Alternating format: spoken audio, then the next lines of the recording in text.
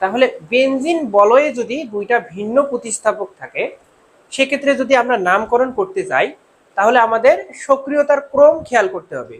তো সক্রিয়তার ক্রমে যে আগে থাকবে সেটি হচ্ছে প্রথম প্রতিস্থাপক, এবং সেটি হচ্ছে বেনজিন বলয়ের জনক, এবং এবং তারপরে যে থাকবে সেটা হচ্ছে কি কম সক্রিয়, সেটা দ্বিতীয় প্রতিস্থাপক থাকবে। ঠিক আছে, দ্বিতীয় প্রতিস্থাপক হবে।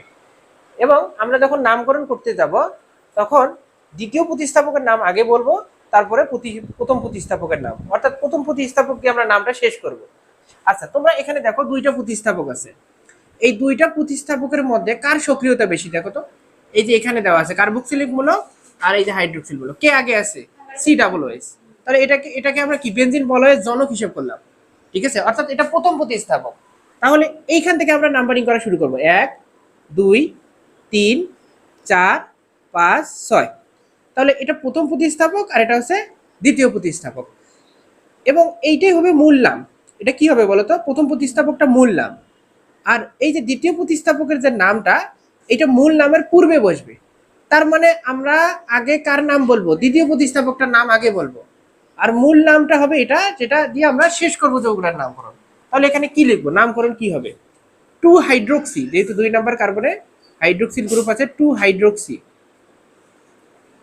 Hydroxy benzoic acid, benzoic acid, benzoic, ঠিক আছে, বেনজোইক অ্যাসিড। ঠিক আছে, 2 হাইড্রোক্সি বেনজোইক অ্যাসিড, এভাবে নামকরণ করতে হবে। ঠিক আছে, NH2। এই যৌগটার নাম কি হবে? দুইটা ভিন্ন প্রতিস্থাপক দেওয়া আছে, একটা সালফোনিক অ্যাসিড আর একটা অ্যামিনো গ্রুপ। ঠিক আছে, তাহলে দেখো তো কে আগে আছে? সালফোনিক অ্যাসিডটা আগে আছে। তারপরে মানে এইটা অধিক সক্রিয়, তাহলে প্রথম প্রতিস্থাপক, বা এটাকে বলবো বেনজিন বলয়ের জনক। হ্যাঁ, আচ্ছা, তাহলে এটাকে 1 2 3 4 5 6, এটা হচ্ছে কি দ্বিতীয় প্রতিস্থাপক। তাহলে দ্বিতীয় প্রতিস্থাপকের নাম আগে বলবো।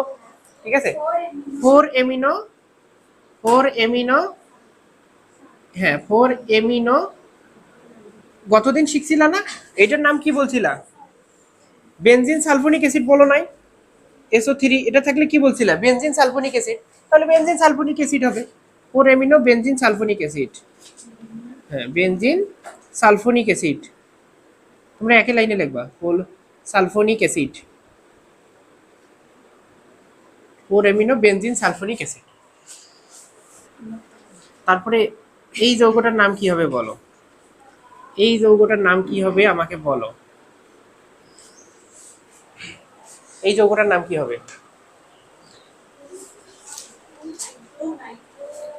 আচ্ছা, তোমরা বলো ওইখানে অধিক সক্রিয় কে? অধিক সক্রিয়, হ্যাঁ এটা মিথাইল মূলক না, আর এটা নাইট্রো। নাইট্রো গ্রুপটা হচ্ছে দ্বিতীয় প্রতিস্থাপক, প্রথম প্রতিস্থাপক মিথাইল মূলক। তাহলে 1 2 3 4 5 6, তাহলে কি বলবো? 2 Nitro methyl benzene, 2 Nitro methyl benzene. তাহলে এখানে যৌগটার নাম হচ্ছে 2 নাইট্রো মিথাইল বেনজিন।